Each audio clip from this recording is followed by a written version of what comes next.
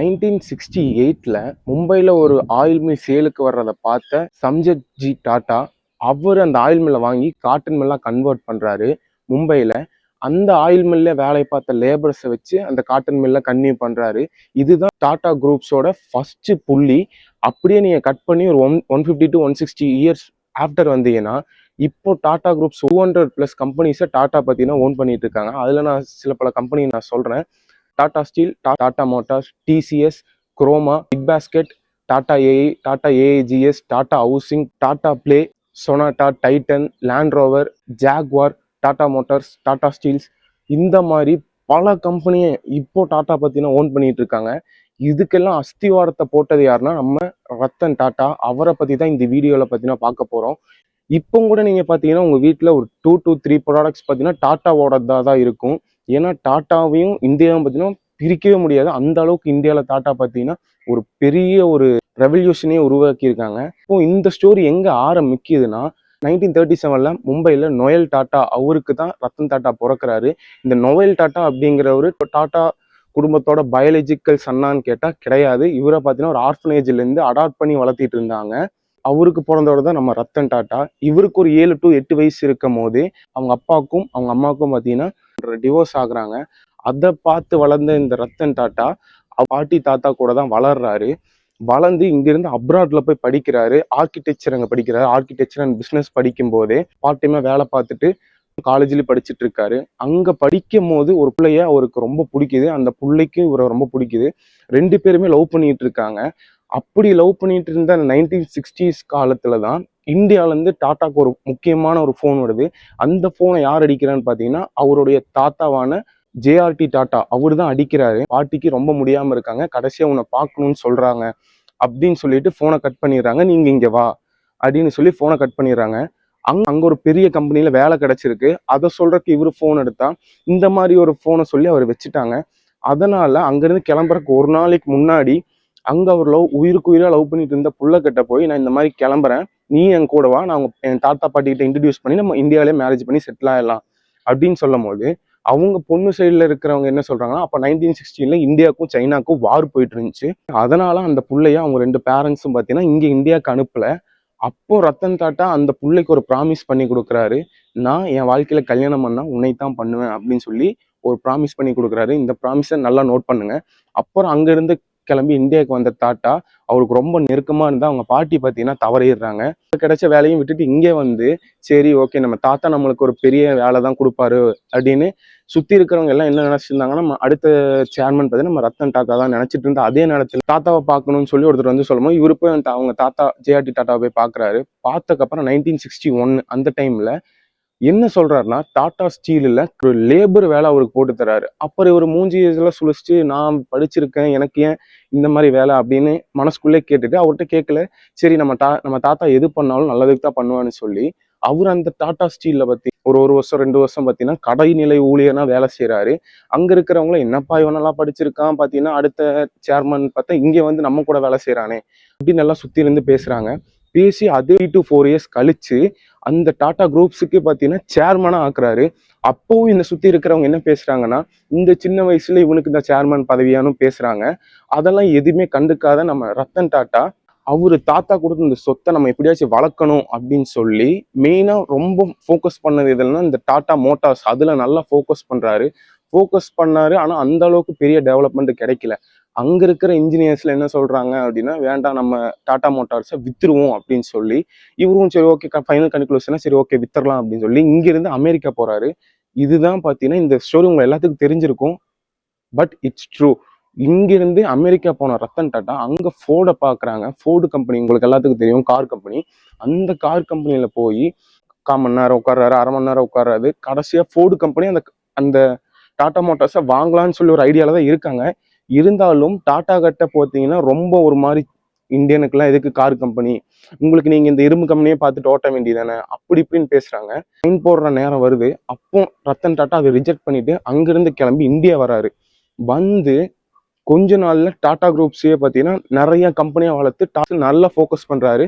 Focus பண்ணி நிறைய car விடுறாரு. டாடா ஏஸ், டாடா இண்டிகா ஃபேமஸான ஒரு மாடலா அப்ப இருந்துச்சு. இப்போ டாடா குரூப்ஸ் பார்த்தீங்கன்னா நல்லா வளர்ந்துகிட்டே இருந்தா, அதே நேரத்துல ரத்தன் டாட்டாக்கு கார் ஓட்டுறதுனா ரொம்ப பிடிக்கும்.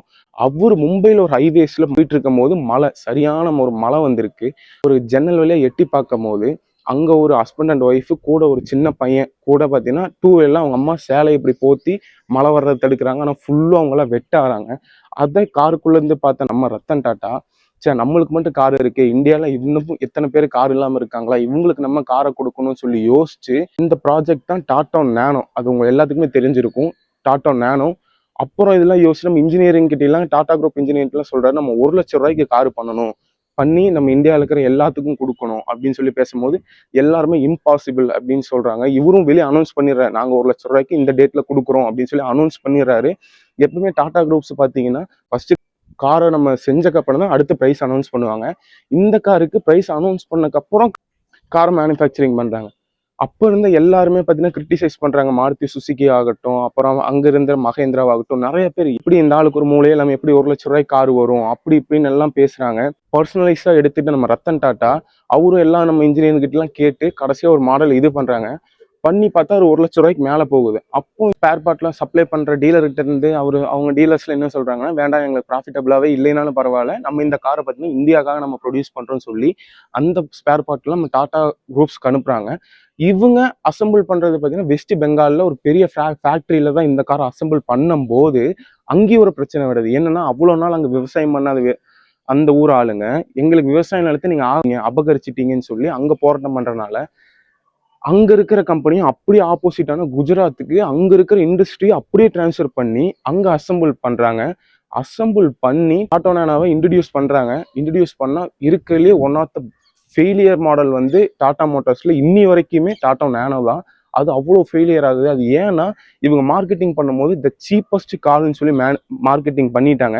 ஆப்போசிட் கம்பெனியான சுசுகி, மாருதி அவங்கெல்லாம் என்னங்க நீங்க சீப் 1,00,000 சீப்பான காலையில யாரோ போவாங்க சொல்லி அவங்க மார்க்கெட்டிங் பண்ணி அதே டவுன்ஃபால் ஆக்கிட்டாங்க. இருந்தாலும் டாடா மோட்டார்ஸ் பார்த்தீங்கன்னா அடுத்தடுத்த காரான இண்டிகா அந்த மற்ற கார்லாம் பார்த்தீங்கன்னா மக்கள் மத்தியில் நல்ல பிரபலம் அடையுது. இந்த டாடா மோட்டார்ஸும் பார்த்தீங்கன்னா நல்ல இதாகுது. இப்போ டாட்டாக்கு ஒரு ரிவெஞ்ச் எடுக்க வேண்டிய நேரம். நான் முன்னாடியே சொன்ன மாதிரி ஃபோர்டு கட்ட அவங்க டாட்டாவை பார்த்தீங்கன்னா ரொம்ப அவமானப்படுத்தி இந்தியாவுக்கு அனுப்பிச்சு விட்டாங்க. அப்போ இந்த டாடா மோட்டார்ஸ் அவங்க வாங்கியிருந்தாங்கன்னா இந்நேரம் டாடா மோட்டார்ஸ்ங்கிற பேர் வேற எதுவா இருந்திருக்கும்.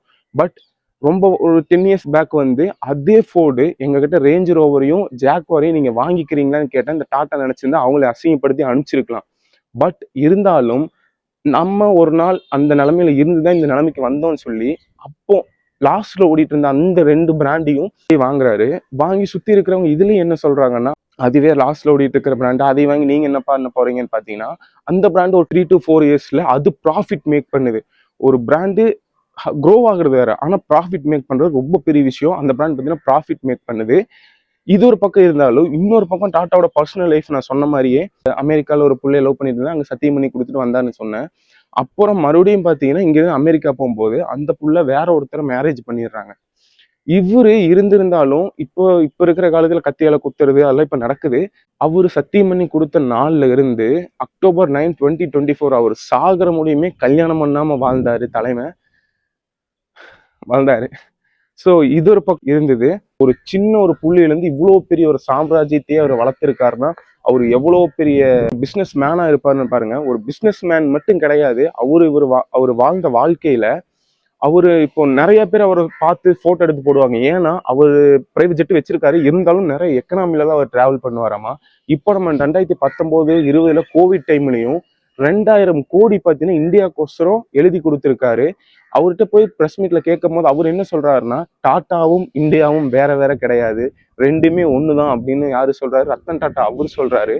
தன்னுடைய மாத வருமானத்துல இருந்து 60 to 65% சேலரிய டொனேஷனுக்கு எழுதி கொடுத்திருக்காரு. அவரு நினைச்சிருந்தா வேர்ல்டு ரிச்சஸ்ட் மேன் பட்டியல்ல அவர் எங்கேயோ இருந்திருக்கலாம். இப்ப இருக்கிற ரிலையன்ஸ் ஒரு 5ல இருந்து 6 கம்பெனி தான் வச்சிருக்காங்க. அவங்களும் இந்தியாஸ் நம்பர் 1 பிசினஸ் மேனா இருக்கும் போது 200+ கம்பெனி வச்சு ரத்தன் டாட்டா ஏன் இல்லைன்னா அதுக்கு காரணம் இந்த 60% தான். எல்லாரும் நம்ம வீட்ல எல்லாம் நம்ம ஒரு கார் கேட்டா எல்லாருமே சொல்லுங்க என்ன டாடா பிர்லா ஃபேமிலியா அப்படின்னு பேசுவாங்க. ஆனா இவர் நிஜமாவே இந்த டாடா பிர்லா ஃபேமிலியில பிறந்தவர் தான்.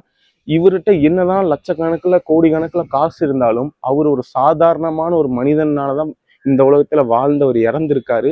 இந்த ஒரு புள்ளியிலிருந்து இந்த ஒரு சாம்ராஜ்ய முடியும் ஒருத்தர் வளர்த்து இந்த அளவுக்கு கொண்டு வந்து நிறுத்தி இருக்காருன்னா ஒரு பெரிய விஷயமா தான் இருந்திருக்கும். இந்த ஸ்டோரி உங்களை எந்த அளவுக்கு இன்ஸ்பயர் பண்ணியிருக்கும்னு எனக்கு தெரியல. இந்த ஸ்டோரியில இருந்து நீங்க என்ன கத்துக்கிறீங்க அப்படிங்கறத மறக்காம கமெண்ட்ல சொல்லுங்க.